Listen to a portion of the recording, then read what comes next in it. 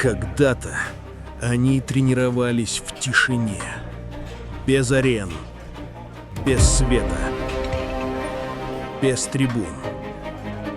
Только воля, только характер, только борьба.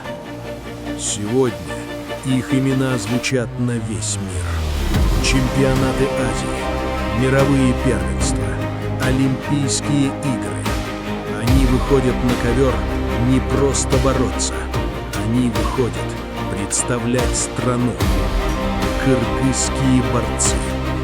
От истории к легенде. Это не просто спорт. Это сила народа.